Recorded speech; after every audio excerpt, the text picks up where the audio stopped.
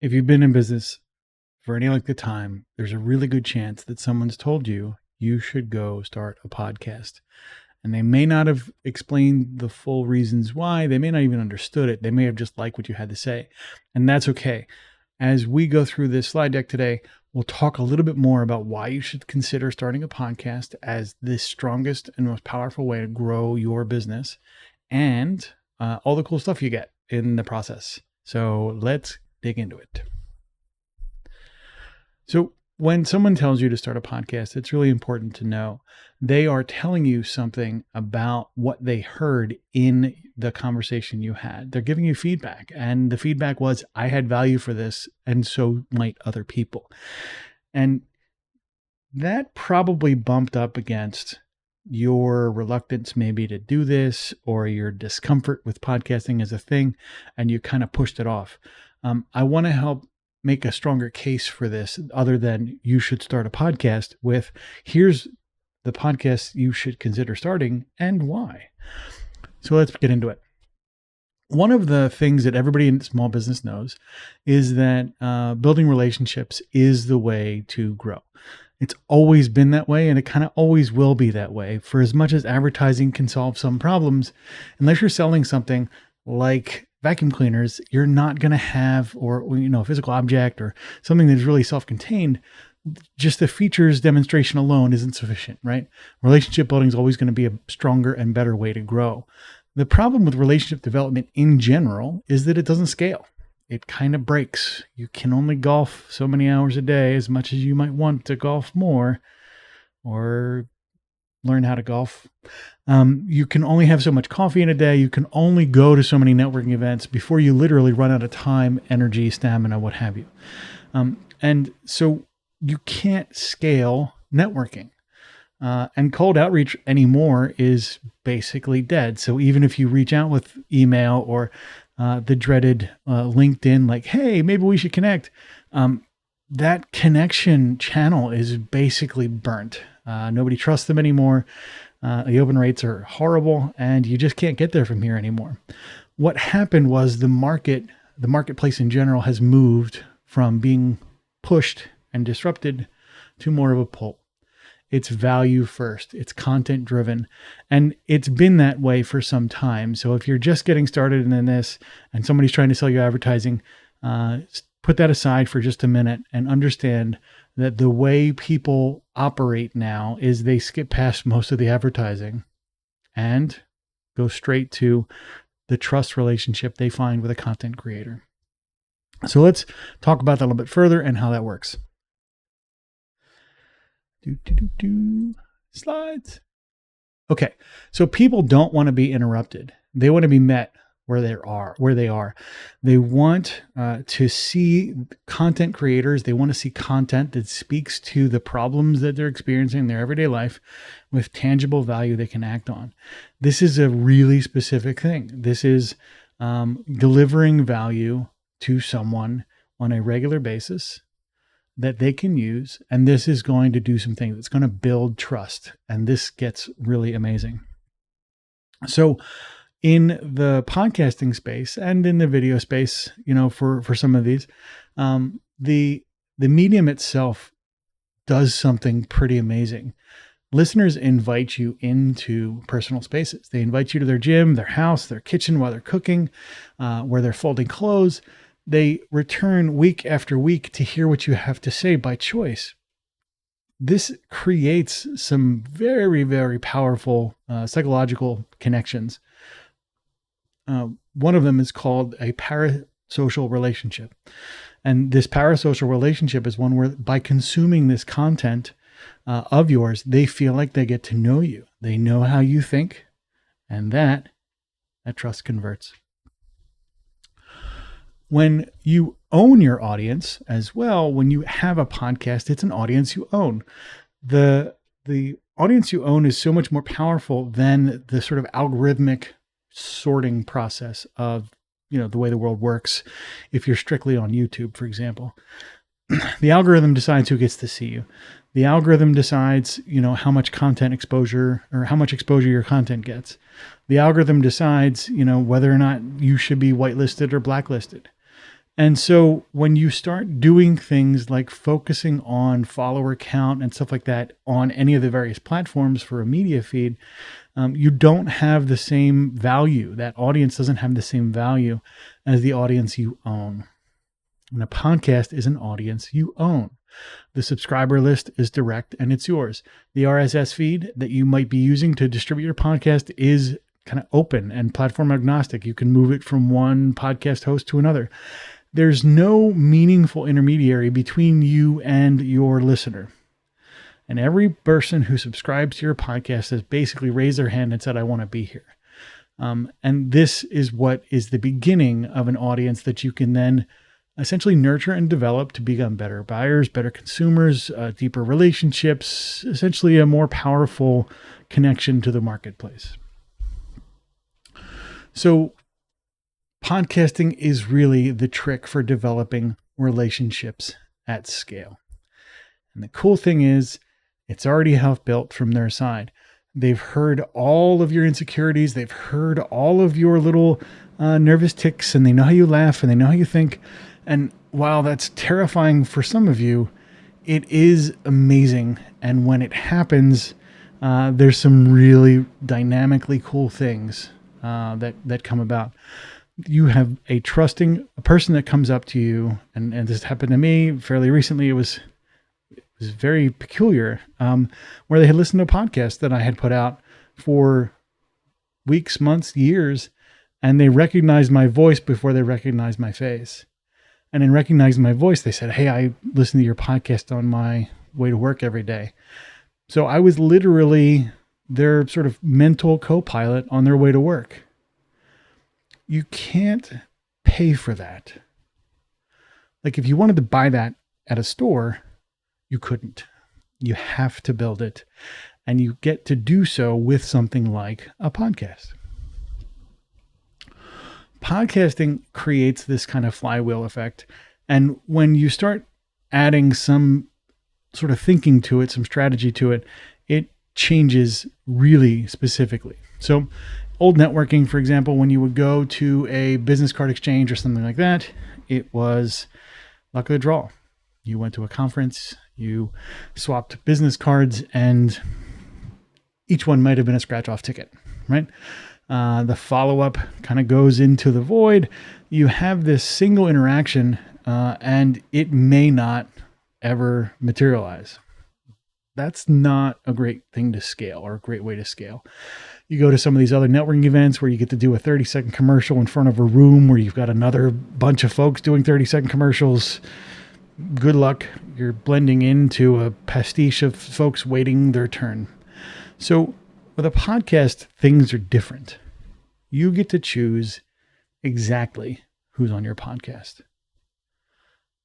Think about that.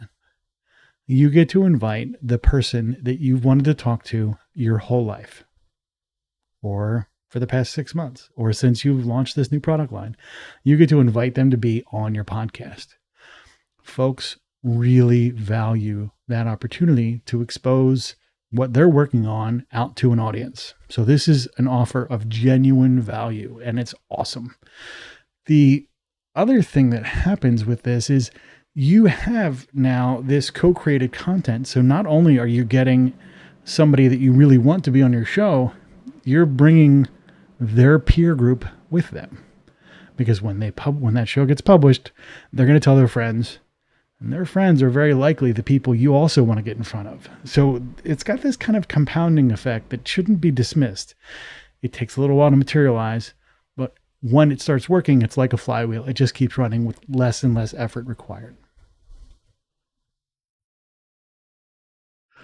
So with a podcast conversation with a guest, for example, you have one conversation that turns into multiple opportunities to engage. So if you're familiar with the sales process, what they'll tell you in a lot of cases is you need multiple touch points.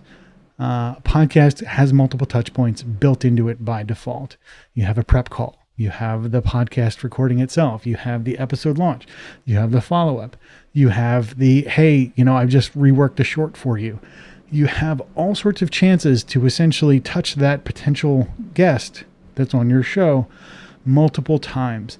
This lets you build that referral network and develop that relationship. You can start to do things like, hey, I had you on the show last year. I think it's time for us to do an update. And voila, you now have a guest that you can turn into somebody, a relationship that will deliver value to you and them, which is kind of the most important part. The other cool thing, and this is easy to look past, the relationship development system runs while you're asleep. People can pick up your podcast any time of day, wherever they are, whatever they're doing. They can take a break and listen to your stuff. So when you create this content, there's this built-in one-to-many relationship that is not just one-to-many with people, it's one-to-many in time. People can pick this up years from now. And you can tell in your podcast statistics, I see it in mine on a fairly regular basis. When somebody new finds the show, there'll be 100 downloads in a 1 hour period. It's because somebody is looking for your back catalog because they just got started and they want to go back from the beginning and take the whole journey with you. Think about that. Have you ever had somebody be like, hey, can I have your advertising from 5 years ago? I'm willing to wager the answer is absolutely not. So one of the things that you get worried about when you start this and say, people say, you should start a podcast, is you start hearing, well, you're not going to make any money at that. You need 10,000 downloads. You need this many listeners. And hopefully by now you can see that all of that kind of feedback is noise. There are so many ways to monetize relationship development that advertising, which is what that 10,000 downloads up there really points to, is you need 10,000 downloads to meaningfully sell advertising, because advertisers really only want to talk to an audience of around 10,000 people. That is all kind of irrelevant for most, right? You're not going to get there. It's not even the goal. What you want to understand is that the way you use your podcast to build revenue is as custom as you are. You might build it through referrals. You might build it through direct sponsorship. You might use licensing and syndication, or using a podcast to essentially help you grow your seminars, or what have you. There's tons of ways to turn your relationship development activity into bucks. And it depends on your business and your setup. If your podcast is one that you're going to carry solo, you may not be able to use it as a viable networking opportunity. If your podcast is one that's going to be run by a panel of people, you might find that it grows very quickly, but it's hard to get that to monetize. We'll talk about those in other videos. And if you need help with that stuff at any point, don't hesitate to reach out. This is kind of what we do. So you don't need a huge audience. A lot of folks are like, I don't want to, Joe Rogan, it's so big. I'm not going to be able to get there from here. Don't even bother. You don't need a huge audience. You need the right audience. And I'll take an activated group of 100 people over a disinterested group of 10,000. When we talk to what a good audience looks like, it's somebody who loves what you've got and you're meeting them where they're at. And you've earned this relationship. You've given them an opportunity to learn what you do. And the downloads that you have are essentially the meter of whether or not folks trust you and believe in you and keep coming to learn more. When you have that audience and you've started to build it, you can then work on the various strategies to grow it if you want to grow it. But it may be capped. It may be that you're creating a podcast for nuclear physicists and there's 10 people in the world that are going to listen to it. And that's okay if you're on purpose with it. So when we talk about how we build a podcast, and you'll see that in some other videos on the channel, there's lots to talk about here about, what are you looking for in terms of audience? What are you looking for in terms of scope? And if that video is not present yet, let us know and we'll record it. So you don't need to have this giant following. You don't need to have a huge podcast, as long as you're doing stuff with intent and with, aligned to a strategy for your business. The real reason that people thought you should start a podcast is because they felt something when you explained what it was you were talking about. They got something out of the conversation, and they had a hard time maybe explaining to you that delivered value to them. And the reason you should start a podcast is somebody found what you had to say really valuable. So as you go through and you start thinking about adding podcasting to your life, understand that you're already delivering value. When somebody says you should start a podcast, that's already the proof you should start a podcast. So maybe you're convinced. And if you're convinced, that's awesome. You should keep going. And there's some other videos. There's another video in the series, video 1 maybe, and we'll probably put a link to it somewhere if we can find out how to do that. And then you'll have links to the various other content related to how you get started or you want to keep going. There's tons to learn here with the podcasting process, and we're here to help in video format. And, if you want to talk about it, we can happily do that too. Before you go, if you've already started recording a podcast and a clip, an episode, or what have you, we want to see it. Send it over. We'll give you a kind of a quick rundown on it and what we think about kind of what you're trying to do and what you're trying to say. And maybe give you some feedback that you can use to go out there and create these relationships at scale that matter. So we'll give you a free review. So send it over. You'll get a review of the audio production and the format and flow and all the kind of stuff, right? All the stuff that you maybe haven't thought about. Positioning and clarity is a big one. And we'll give you some free feedback. You can take that and run it back through and iterate on your skills and become a better podcaster. So send it over. We'll give you a free review. You can send it right there to my email, and we'll talk to you soon.